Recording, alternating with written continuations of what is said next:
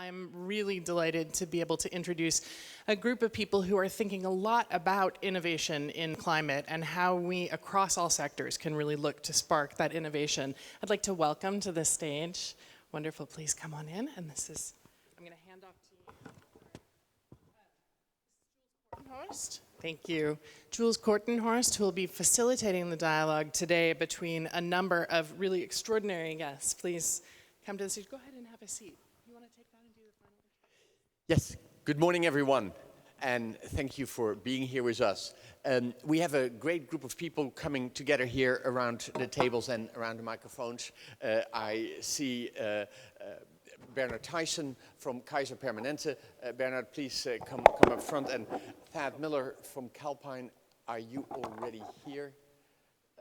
No, he is not yet. Hopefully he will join us sooner rather than later. And then on my far right, we have Eduardo Garcia from the Assembly of California and Pasquale Romano, the CEO of ChargePoint. And what we would like to talk about this morning is the role of innovation in accelerating the energy transformation and addressing climate change. And we all know that what is happening here in Paris puts us on a pathway that seems to give a good indication of getting to something like 2.5, 3 degrees. But it's not yet where we need to be. We need to be at least at 2 degrees, and increasingly countries are feeling that we need to be at 1.5 degrees. So we need to up the ambition. And one critical way in which we can accelerate the ambition, drive the changes more quickly, is through innovation. In some ways, when I get a little bit concerned about whether we are on track for our ambitious goal, then I think to myself, okay, maybe we can innovate our way out of it. And I often talk about innovation in the energy system as the thing that Silicon Valley is doing to Houston. So I'd like to start with you here this morning, Pascal. ChargePoint is one of those Silicon Valley companies that is doing things that Houston had not expected, and that is potentially highly disruptive about the business models of Houston, of the traditional energy incumbents. Can you talk to us a little bit about how you look at the role of innovation and what you see as the way in which we're going to drive to that higher level of ambition and achieve a 2-degree or better world? Well, thanks, first of all, and I'm delighted to be here. So it's a great question, and there are a lot of potential ways of coming at the answer to that question. But I think one of the most important points to point out is something that I mentioned yesterday. The California delegation had a press conference yesterday, and we had some questions from reporters around the same topic. And one of the points that I made was that it's impossible to innovate at the fastest pace possible if you're conflicted with the legacy of the past. And so the beauty of having the Silicon Valley kind of venture community focus on trying to start companies that are building new technologies to solve major problems for our whole planet is making sure that you have very focused companies that are well-funded, that have no legacy connection to the past, so there's no conflict. And one of the things that I mentioned was, if you take companies like ChargePoint, or even more notable companies like Tesla, for example, Tesla having no gasoline cars, so they could care less about disrupting the market for gasoline vehicles because all they make is electric vehicles. Even, and I doubt this will happen in both cases, but even if ChargePoint and Tesla were to fail, what we're doing is we're forcing the legacy companies to run faster. So not only does innovation in small companies like ours or startup companies where we're trying to create new things move the ball forward kind of with no fettering of legacy, but we actually catalyze established companies to have to reconcile with the future. And so I think fostering a lot of innovative new companies is a very important thing. The second thing I think that's important about just the innovation climate is when you start companies to attack new problems at the scale of climate change, we all don't know what the right answer is. We all have our convictions. ChargePoint has its conviction. Our competitors may have a different conviction. And the beauty of it is we're all pursuing it with the same passion, but independently. And so in parallel, we're trying a lot of new business models in parallel. Maybe more than one works, maybe only one works, but we're very quickly going to fail fast on the ones that don't work, and we're going to pile on the ones that do. So I think just with a problem as large as climate change, we need a lot of companies focused on it, and we need a lot of different ideas being developed, because who knows what the right answer is. Thank you. I'm going to pick up on those two themes and hand it to you, Thad, because if I understand correctly, Calpine has an interesting mix. It's both the old, the gas-based business, and the new. And some of us would also argue that the gas-based power generation business is in some ways the new that came after the old. So how does it feel to be eating and to be eaten? To be on both the receiving end of that innovation and to be on the driving end of that innovation?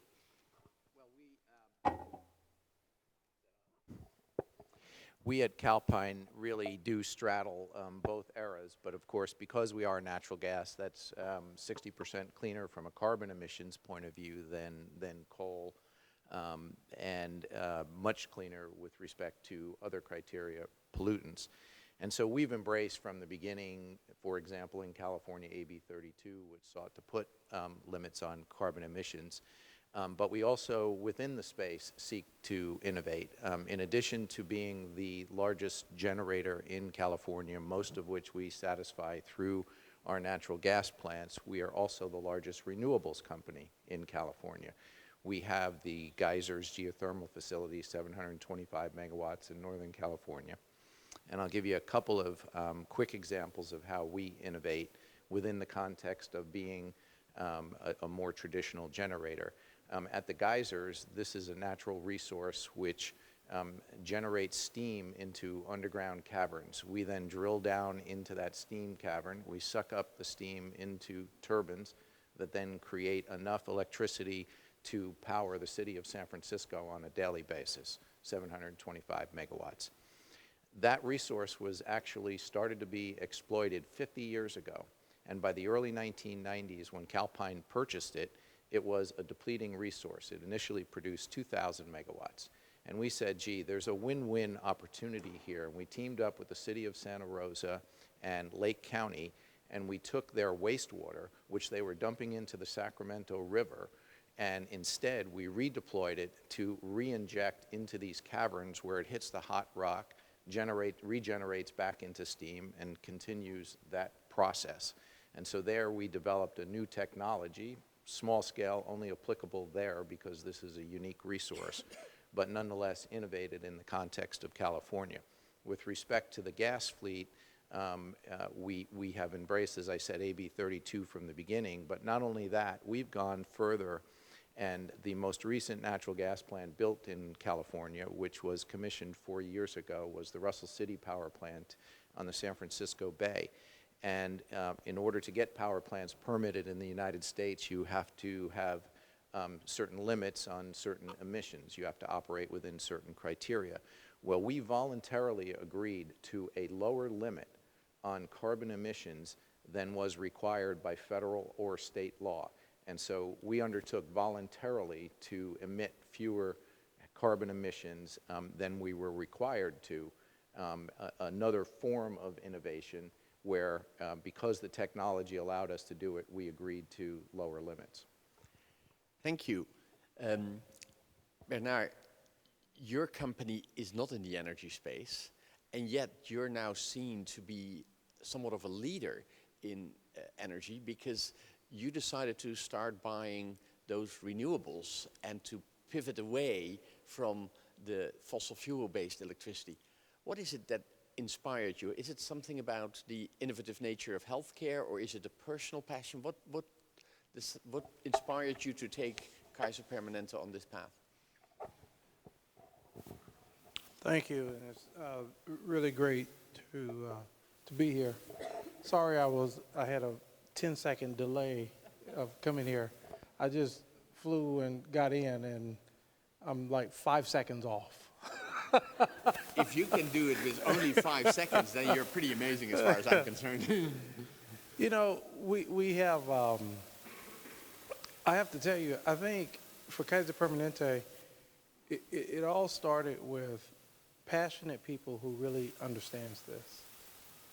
And they convinced people like me and before me, the chairman and CEO, George Halverson, and our board of directors that there is a problem here and we're contributing to the problem. And we can do something about it. And they showed us the data of our mega health system that is here to help people live healthy lives. And they convinced us that with owning and running 38 hospitals, over 600 medical office buildings, 75 million square feet of space around the country, doing some of the most complex procedures, we were in fact helping this earth to not be at its full potential. So my challenge to the group was, then tell me what we can do to make a difference. Don't give me a bunch of data and spend all of my time on statistics. Give me concrete things that I can support and the organization can support, as I call it, to get in traffic, to begin to make a difference. So here are a couple of examples to make it real. The committee that was working on this got me to agree that by 2025, we will be net positive carbon. And so we now believe that by 2020, we could be net carbon neutral. We have, so far, since 2008, had a 5% reduction in our emission. We now have invested heavily in solar farms, a wind farm, and approximately 100 on-site solar installations. So we think that we'll be able to reduce it by an additional 30% in 2017. And can I call out that Kaiser Permanente is recognized in the United States as one of the leading companies in 2015 doing these renewable deals. So a big compliment to your leadership. But it's interesting that you said that it comes from the bottom up, right? And so I'm going to ask Corey, because that's what you're working on, social change from the bottom up. How does that leadership from the bottom up help drive innovation? Thanks very much. It was exactly what I was thinking as you were talking about this. So many of the members that we work with at Plus Social Good are social entrepreneurs who are working in their own region or in their own state or in their own field, and really looking at how they can create these best practices within their smaller communities, but then also really struggling with that question of scale and how they bring their work to scale. And I'm so curious to hear from this panel, as you've looked at scale as well and thinking about the communities that you work with, how you can bring them into that or what lessons you can bring out. Because I think that for many of our community, that scale question is the largest question, and we've seen great success, but we can't do it alone. Yeah. The scale is really interesting, and California has this big advantage that as a state, it is already scale, right? Many other places around the world, whether it's my little country of the Netherlands or whether it is the state of New Hampshire, doesn't have the scale of California. How do you, as assemblyman for the state of California, look at the role that the assembly has in scaling these things? What is your pincer point where you, as an assemblyman, work on the innovation? Well, for us, it's important, and thank you very much for the opportunity to participate on this panel. For us, it's extremely important that we allow the innovators to innovate.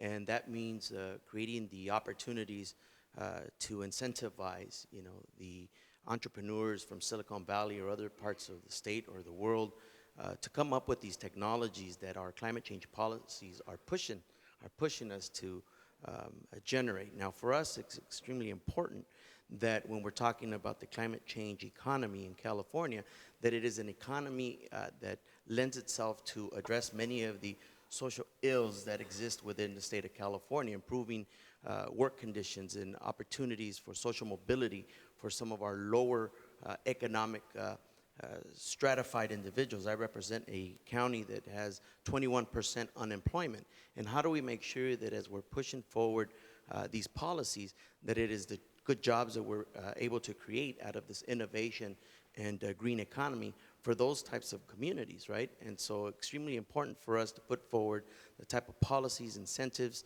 utilizing our universities to make sure that we can continue to innovate and move the investments in the areas of greater need for the state of California.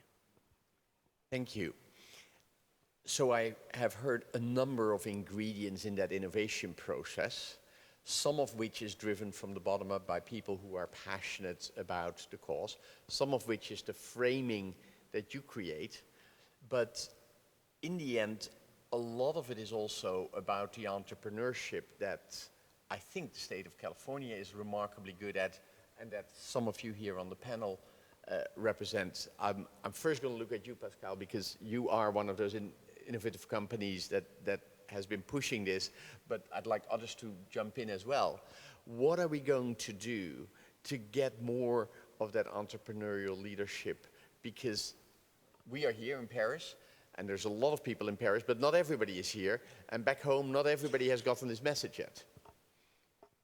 So I think, there's, where I live in Silicon Valley, you've got, a small physical area, and you've got the highest density per square meter of venture capital in the world, let alone the United States. And what that breeds, if you let that kind of ecosystem continue to evolve, is a talent pool, coincides with the university system, coincides with, I think, just a culture of risk-taking.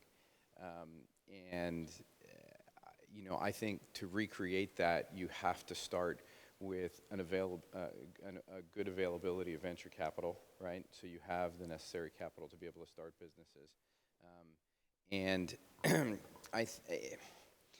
I'll give you some interesting anecdotes for innovation. The culture in Silicon Valley is very simple. If you take risk and you fail, you're not penalized for it. Okay, and if you take risk and you fail, you just try again, and you don't have to, move. Literally mean move your house, because it's not a one-horse town. And so you actually need to create highly concentrated geographic areas that have all the ingredients necessary to support a robust new company ecosystem, I think, to be able to get the velocity of startup companies necessary to really kind of push the envelope. Because remember, startup companies have to compete and succeed, or because they're focused on a singular problem when they get started, they're pretty sensitive to competition. So they compete pretty vehemently because they have no core business to fall back on. So it really is an accelerated process to get people to chase a problem pretty hard and to have capital poured in from private resources. Frankly, we don't ask our governments for that funding. It comes in from private resources, which is another positive angle to all this. So I think you get as I said yesterday to another group, kind of a boiling cauldron from which occasionally a great game-changing innovation emerges. Actually, it happens more often than infrequently. It happens pretty frequently. And yet there is a difference, I think, between the way in which venture capital has backed the social media, IT, internet arena from the energy arena, and that you spent time on Wall Street, if I remember correctly. And what's the perspective of the big gorilla in terms of the capital needed to drive innovations in the energy space? Well, certainly Wall Street, I think, refers to this as the pre-bankable and the bankable investments in Silicon Valley. And so they do look for some of the more targeted investment support that is directed at Silicon Valley before they step in a larger way on Wall Street. But I think you've seen it from many of the banks. We've heard it here at other conferences, you know, for example, Bank of America and their corporate decision to allocate more capital to the innovation, the technological innovation that's going on. So I think, you know, you can expect over time that Wall Street is going to fully embrace this, but they're going to look at it, to look for it to be at a more innovative stage and have the more targeted, you know, angel investors, VC investors, and the like at the earlier stages. I'm not sure that that model will change. One thing I did want to mention is, you know, innovation is important, and what Tony was talking about is important because it does bring about these technological advances.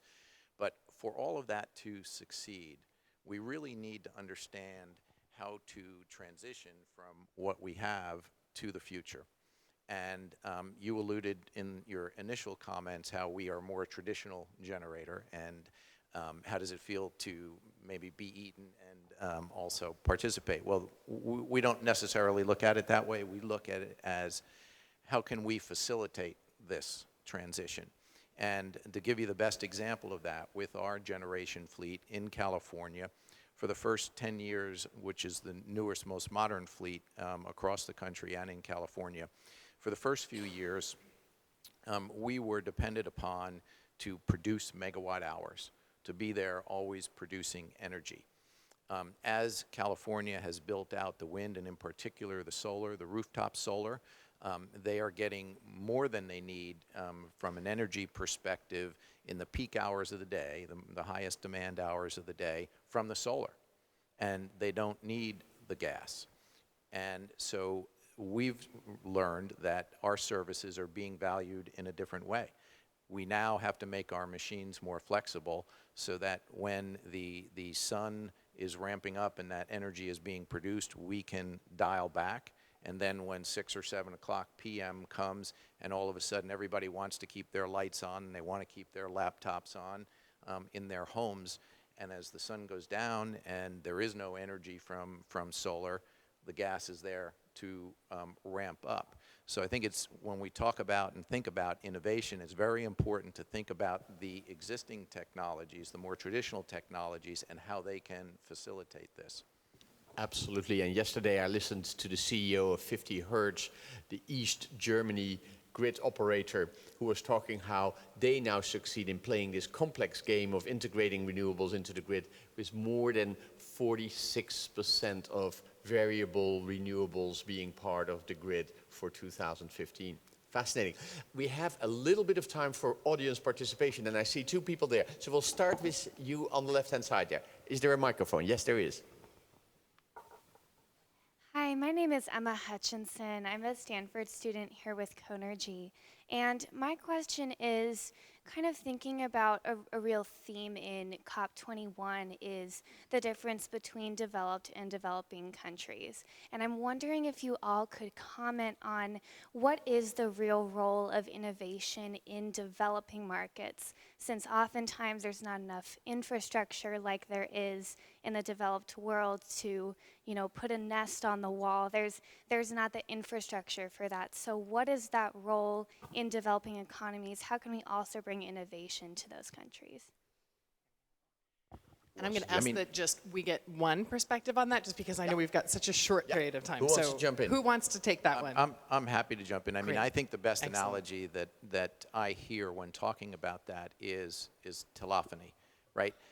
There were no hard wires in Africa, in parts of Asia, and now you can't go to Africa or Asia without seeing someone with a cell phone, because they didn't need to build out the vast infrastructure that was previously required, and that was an innovative technological advancement, wireless technology that allowed the cell phones to be used. And so I think in the developing countries, you're actually going to see new technological advances implemented more quickly and with more penetration than you'll see in the developed countries, because they're in a position to be more responsive to it. Jenna, you wanted to add? Yeah, it's a great question. Just a quick comment. I co-chair the Health Forum for the World Economic Forum, and we took a trip to India, and a key takeaway for me, they have cell phones. We have cell phones. In the United States, we have all this infrastructure for hospitals and all of that. And now I do 20 million e-visits every year between patient and the physician through the use of cell phone.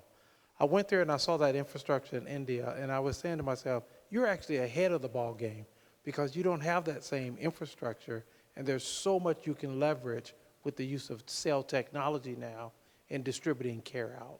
So I think that's one example as well. Wonderful example. I think we have time for one more question. Over there. Hi, my name is Jake. I'm also from Connergy, and I'm a student right now at Willamette University.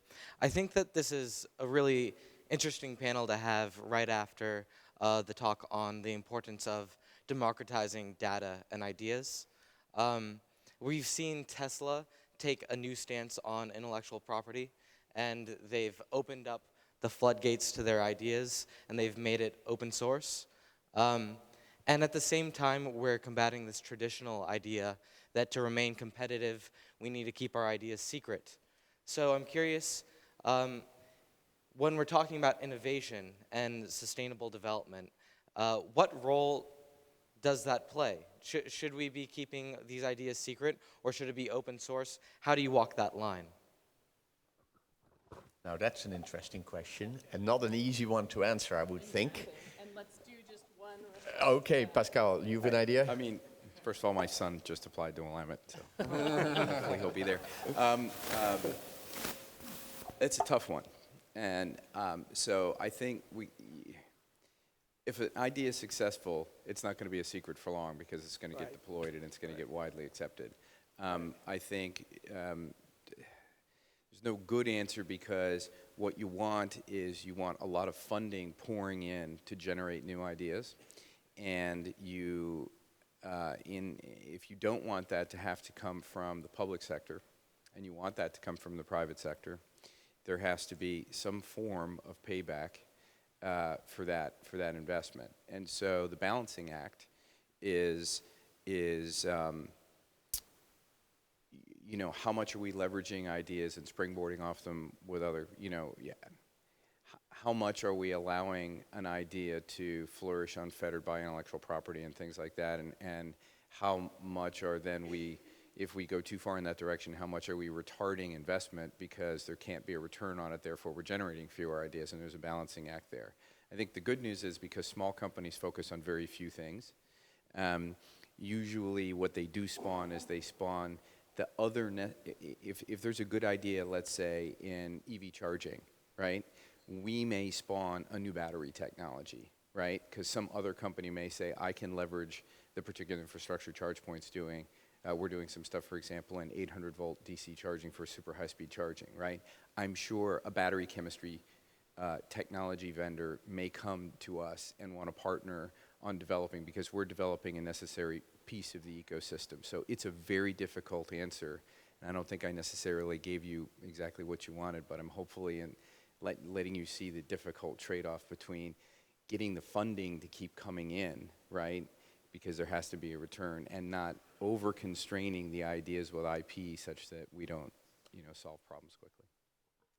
Thank you. Ladies and gentlemen, I'm afraid that our time is up. We could debate and discuss this for another hour, I'm sure, but unfortunately we're handing the microphone back over to our moderator for the next session. Thank you so much, everyone.